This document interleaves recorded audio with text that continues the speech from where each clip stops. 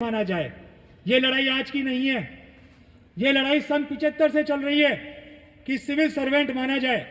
Supreme court ने कहा कि जब इनके ऊपर आप सीसीए लागू करते हो, इनको बाहर का रास्ता निकालने के लिए आप इंक्वायरी करते हो, सब कुछ करते हो, तो सिविल सर्वेंट का दर्जा क्यों नहीं देते? नौकरी तो करवाओगे सिविल सर्वेंट की जैसे, लेकिन अधिकार नहीं दोगे, क्यों? यह मुकदमा चला, जीत ग्रामीण डाक सेवक की हुई। कहा गया कि सिविल सर्वेंट माना जाए और अधिकार दिए जाए, लेकिन उसमें भी सरकार ने कहीं ना कहीं इस तरीके का फंदा डाला कि आज तारीख तक भी सिविल सर्वेंट नहीं माना गया है। उसी संबंध में पुनः सुप्रीम कोर्ट में यह मामला गया और सुप्रीम कोर्ट ने दिल्ली प्रिंसिपल बेंच को आदेश दिया कि इनके मामले की सुनवाई करें और इन्हें इनके अधिकार दिलवाए जाएं।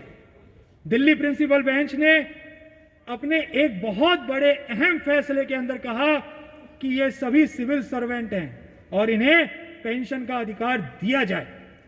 यही बात central administrative tribunal Jaipur bench ने भी कही कि इन्हें अधिकार दिए जाए। और आज यह मुकदमा राजस्थान हाईकोर्ट के समक्ष पेंडिंग है। यह वस्तु स्थिति है जो कानूनी रूप में चलती रहेगी, लेकिन बात यहां पर जो अपने सामने रखने की है वो ये है कि हर ग्रामीण डाक सेवक अपने आप में एक इकाई है और जब वो अपने अधिकारों के लिए लड़ना सीखेगा, आगे आएगा, तभी जाकर के संगठन मजबूत होगा और यह संगठन उनको उनके अधिकार दिलवाएगा। इसमें कोई संशय नहीं कि जब जब संगठन मजबूत हुआ है तब तब अधिकार मिले हैं। बिना संगठन के कोई अधिकार अस्तित्व में आ ही नहीं सकता। एक अकेला व्यक्ति डिपार्टमेंट से नहीं जीत सकता। डिपार्टमेंट के पास में 100 हथकंडे हैं।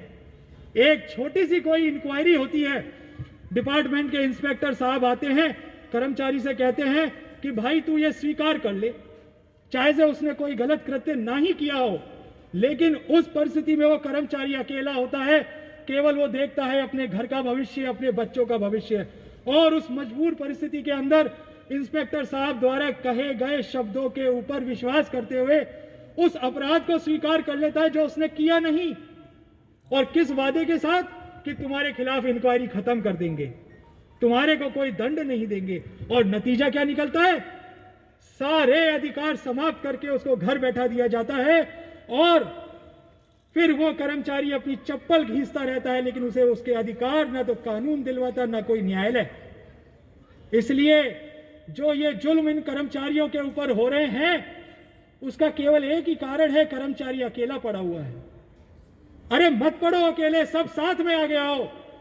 हर कर्मचारी अपने आप में एक इकाई है और एक संगठन की मजबूती देता है। सब साथ में आएंगे, संगठन मजबूत होगा तो मजाल कोई अधिकारी आपके खिलाफ कोई कदम उठा ले। अभी मेरे अग्रज जिन्होंने एक छोटा सा उदाहरण दिया कि अभी पीए एग्जाम को वापस से बहाल करने के आदेश हुए हैं, इसका मुख्य कारण यह रहा कि हर कर्मचारी संगठित रहा। एक अकेला कर्मचारी कोर्ट में नहीं आया, जितने कर्मचारी प्रभावित थे सब न्यायालय की शरण में आए, बिना इस डर के कि हमारे अधिकारी क्या कहेंगे। सबको दरकिनार करते हुए कोर्ट की शरण में आए। कोर्ट ने देखा कि इतने सारे कर्मचारियों के साथ में अत्याचार किया जा रहा है, इतने सारे कर्मचारियों का भविष्य बिगाड़ा जा रहा है। उस चीज को ध्यान में रखते हुए कोर्ट ने आदेश दिया कि आप एक साथ इतने कर्मचारियों का बुरा नहीं कर सकते।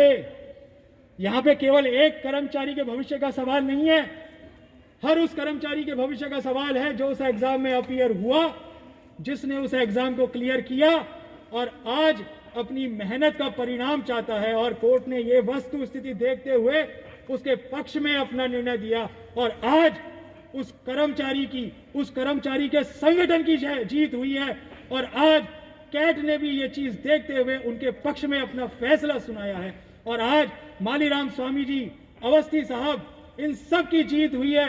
और आज हम हक के साथ कह सकते हैं कि डिपार्टमेंट अगर गलत करेगा तो हम चुप नहीं बैठेंगे, हम उसका पुरजोर विरोध करेंगे, हमारा अधिकार मांगेंगे। आज का कर्मचारी कोई 70-80 का दशक का कर्मचारी नहीं है जो गरीब हो और जो भीख मांगता हो डिपार्टमेंट से। हम भीख नहीं मांगते, हम हमारा अधिकार मांगते हैं क्योंकि हम मेहनत करते हैं। आज जिंदाबाद जिंदाबाद जिंदाबाद। आज गांव के स्तर पर अगर ग्रामीण डाक सेवक काम करना बंद कर दे तो इनकी कमर की हड्डी टूट जाए। इनकी रीढ़ की हड्डी है ग्रामीण डाक सेवक, और उसी ग्रामीण डाक सेवक को सारे अधिकारों से वंचित कर रखा है। तो अब यह चीज नहीं चलेगी और इसी चीज को कायम करने के लिए